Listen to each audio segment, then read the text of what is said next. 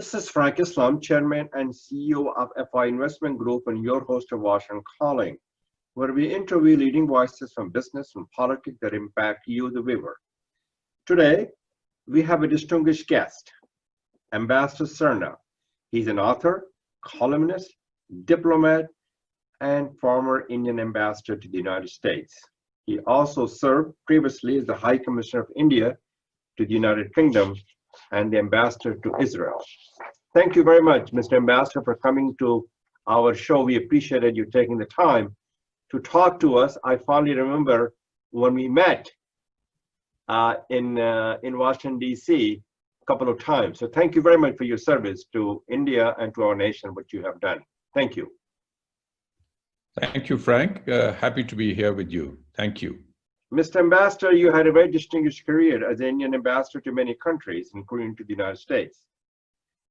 How do you look back on your 36 years of career in the Indian Foreign Service?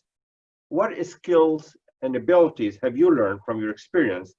And do you believe the Foreign Service is not a career, it's a lifestyle? That's a good way of putting it. And it's actually ended up at 38 years, not just 36. Wonderful. So by the time I've finished with it, it's been a lifetime of being in the Indian Foreign Service. I think, first of all, it's been a great privilege. It's been a tremendous privilege to be part of this service, which serves the nation in some very, very important ways, which are not always obvious to everybody. So it's been an honor to represent India. And I look back on it as a very, very rich experience. The career, the service gave me an opportunity to be part of India's development in a way, India's growth, because, you know, when I joined in 1980 and when I ended in 2018, the place of India in the world had changed completely, like from night to day. Yes. So, you know, it gave me a ringside seat on seeing how we were changing, how we were perceived, how our bilateral relations with important countries were changing, how India's importance was growing, both in the bilateral context and the multilateral context. And I must say that I was very fortunate that I had a very wide variety of postings. I served in the Soviet Union to begin with. I served in communist Poland. I served in small and very important countries like Bhutan. I served in the Middle East, in Iran and Israel.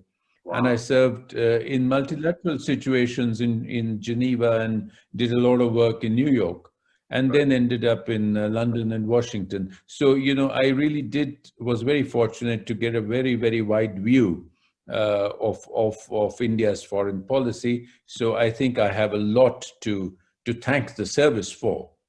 Well, thank you for your service as well. So it goes both ways, Mr. Ambassador. You know, your last assignment, if I remember well, you were Indian ambassador to the United States in 2018. What were the highlights of your two-year distinct base in Washington, D.C.? I remember very well, and that you were very instrumental in engaging the politicians from both sides of the aisles, Democrats and Republicans. And also, you were also very instrumental in deepening, strengthening, and broadening the U.S.-India relationship. So can you tell us a little bit about your thoughts on this? Well, you know, whenever there is a transition in the government, it's a very important point. And I was there, I reached Washington just 72 hours before President Trump's election results were announced. So it was really in half a very different sort of unusual transition, as you would agree, being a Washingtonian. It was not just a normal Republican administration coming in, but a President Trump's administration, which was quite unpredictable in many ways. It had many new faces. So I think the first challenge was to get to know the key players, to get them to know the India story, so that, you know, we didn't have a break in the upward growth of India-US relations that we have been seeing for 20 years. So that was the first challenge. And I think a tremendous high point was, frankly, when Prime Minister Modi had his first meeting with President Trump in June 2017. And it was from what I remember, even if I say so myself, it was a very successful visit when the President and Prime Minister got off to a great start in their interactions. And then we had several other high points during that tenure. We fleshed out the major defense partner status between India and the United States. Right. We got the technology access through the STA1. Right. And you know, we signed several important agreements, particularly on the defense and security side. And there was a lot of cooperation on terrorism and other such strategic areas. And you've seen that, you know, the PACOM changed to Indo-PACOM at that time, and the Indo-Pacific vision has come into being, which has a special role for India in cooperation with the United States. So it was a very interesting period. It was a crucial period, and I'm glad that you know, we could manage what we did. Oh, thank you, Mr. Ambassador.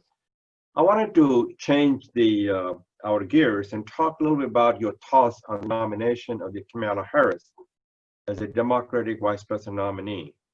Do you believe her nomination is a reflection of the importance and influence of the Indian American community, an Indian American set to wield greater influence in US politics? As you know, she identifies herself as a Black Americans because of her roots as African American. But she fondly talks about her mother's roots, which is in India. And there has been a lot of enthusiasm in the Indian American community of her nomination. Do you believe that we can redeem the America's promise, of which is a democracy, our values, our character, our conscience, and diversity? Well, you know, I think we have to, first of all, the Indian American community has grown in political importance over the years. They're almost 4 million strong. And you know, while they were always good professionals and very highly regarded engineers, IT specialists, doctors, and so on, I think in recent years, we have seen their coming into the political field. And you know, we used to have one person in the Congress 4 years ago, and now we have 4 people. And you have the first senator, who's Senator Kamala Harris. So there is no doubt that on the national stage, and local state level, the Indian American community has become more politically active. It's an important community for the United States. It's a community that pays its taxes. It's a community that you know, is highly regarded in many ways. So in some ways, yes, of course, you know, Kamala Harris being of Indian descent, the Indian American community can rightly be proud of her being where she is. At the same time, I would only strike a note of caution. And the note of caution is that, as you rightly said, she does identify herself as a Black American. She's grown up as a Black American proud woman. She's grown up as a member of the Black church. She's grown up as a member of the Black choir and the Black sororities. So, and it is all right. It is all right, because, you know, quite rightly, probably the reason why she has been chosen to be the running mate of candidate Biden is that they can reach out to the ethnic communities, to ethnic America, which feels threatened perhaps by white supremacists. And this includes Black America, this includes minority communities, ethnic communities like the Indian American community. The only thing is, we must be enthusiastic, we must be supportive, but we must not be over enthusiastic. Because we must remember that she would be, if she wins the ticket, she would be the Vice President of the United States, and she would have a commitment to the issues of the United States. So we should not believe that, oh, she's Indian and she's saying this and she's doing that. So let's not set ourselves up for undue disappointment. Very well said. I wanted to ask you a question. As you know, India has a few diplomats compared to its size. Are you concerned that the best and brightest are not joining the Indian Foreign Service? And what will be your message to the young generation who wants to follow in your footsteps and want to participate as an ambassador maybe one day in the Indian Foreign Service? Well, I would not agree that the best and brightest are not joining the Indian Foreign Service, because the only thing is that, 40 years ago when we joined the Foreign Service, there were very few careers available to bright people in India. And today there are many careers available. Right. But what I'm very impressed by the younger generations. They're very very different from us in many ways. They are very, they are on the go. They are technologically savvy. They are very, they don't have any baggage in many ways. And they are the response that New India needs. So I have full faith. You're absolutely right. We are a very small service. Although in recent years, there have been efforts to expand our service. When we used to have about 600 odd diplomats, today we have about 900 odd diplomats, which is a change. It will take us some time to expand. But I think I would like to believe that we make up in quality what we might lack in quantity. That's a very well said. I wanted to talk a little bit about, because you were ambassador to Israel, how important is Israel to India? As you know, Israel has very powerful lobbying in the United States.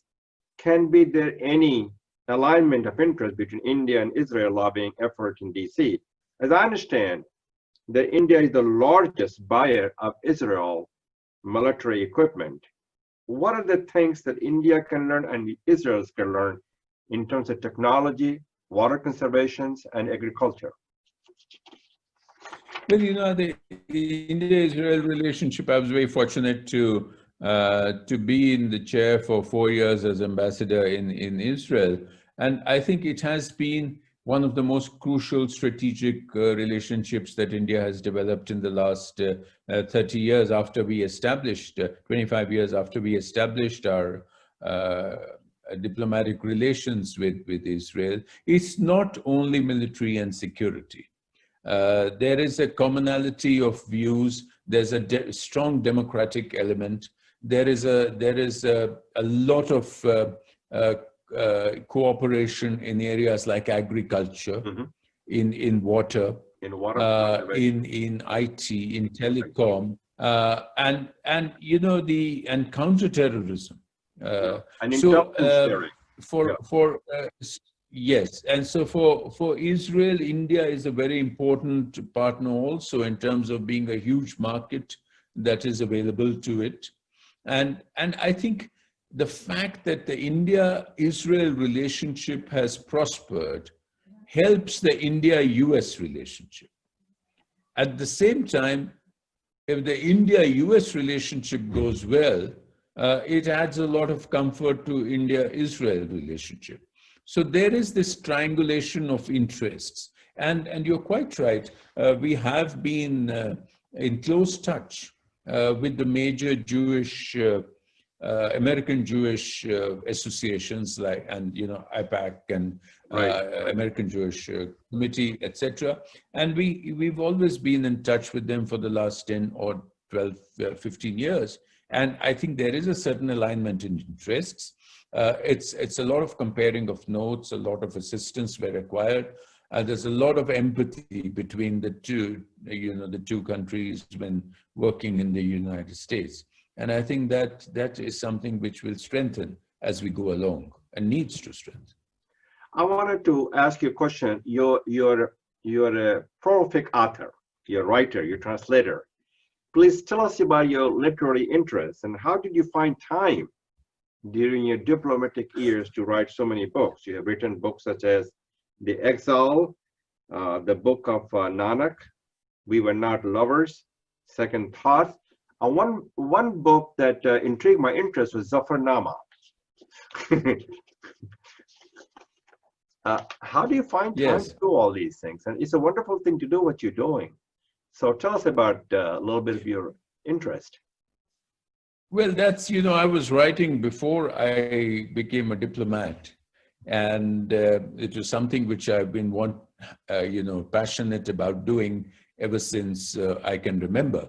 So I think I just simply had to find the time. It's not always been easy of running almost two parallel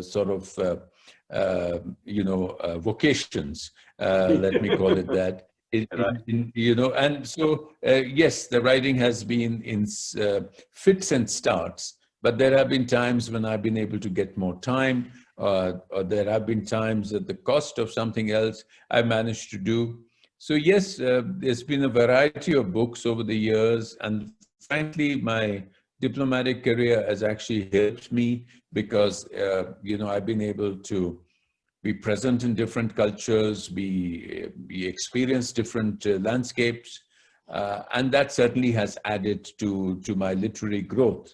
I'm glad you mentioned the Zafarnama. That was a particular Yeah. effort which I made on the weekends when I was posted in Israel, and we used to have the Wow. Shabbat in Israel. Yes. So, not even the telephone rang from Friday Right. afternoon till Saturday night. Right. So I could sit and spend some time on my literary work. That's a wonderful. As I've been fascinated that you have written a lot about Sikh gurus and his travels and teachings. What motivated you to acquire an interest in their lives and teaching? Do you believe the Sikh faith is rooted in Guru Nanak's teaching? If so, what are the teaching and spirituality that all of us need to embrace, not only in India, but around the world? Well, I think these are Nanak's teachings. If you listen to him and his teachings and his writings, which are included in the Sikh holy book, the Guru Granth Sahib, these are very extremely universal. They are not. They are extremely universal in the sense of appealing to all human beings, talking of the beauty of creation, talking of the nature of the creator, the supreme creator who is without a form, without a name, without fear, without beginning, without end. And in that sense, and how a human being should interact in terms of thinking about the creator and singing his praise. So they are very universal teachings. They talk of the oneness of God. They talk of the equality of human beings. They talk of the positive position of men in society. They talk of the beauty of nature. They talk of the end to discrimination. They talk of a humanistic love and a brotherhood of man. So I think these are teachings which are timeless and they are universal. So I did try to do the Book of Nanak, which was a kind of introduction to his life, travels, and teachings. He was an extremely well-traveled man who went in all four directions, and essentially to show, to debate with practice of religion, to show that whatever religion you follow, understand its real merit, its real meaning, not only its rituals. And therefore, so that was so I had an opportunity to write that book. It was a very, very humbling experience. And of course, the Zafarnama we have already mentioned, which was a translation I did of a 111 verse, Persian verse, a letter written by Guru Singh to Emperor Aurangzeb, talking of the moral and spiritual bankruptcy of empire at that stage. So that itself shows, that also is very relevant because it shows what governance should be the values that governance should espouse, the belief in spirituality that a governor should have. So we all of us need to proudly and truly embrace the teachings of the Guru Nanak. And that's something that you are propagating and promoting to the wider audience. And thank you for doing so. I'm very impressed by his teachings and his followings. And thank you for all you doing it.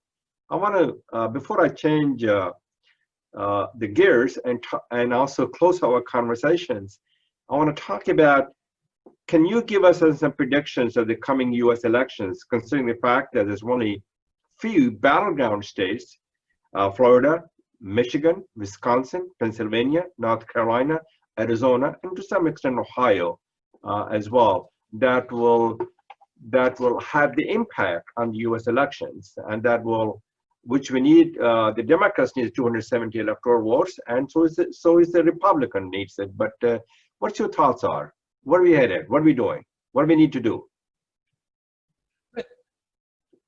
Well, I think, Frank, you are sitting in Washington, D.C. You probably have a better feel of the pulse. Well, I'm working with the what's campaign. happening in the United States.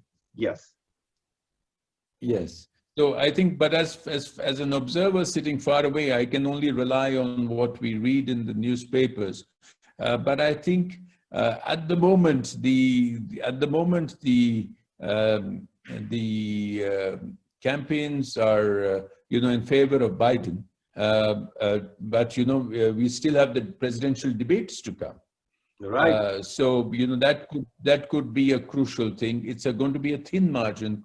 I'm more worried about the fact that it should not be a violent election.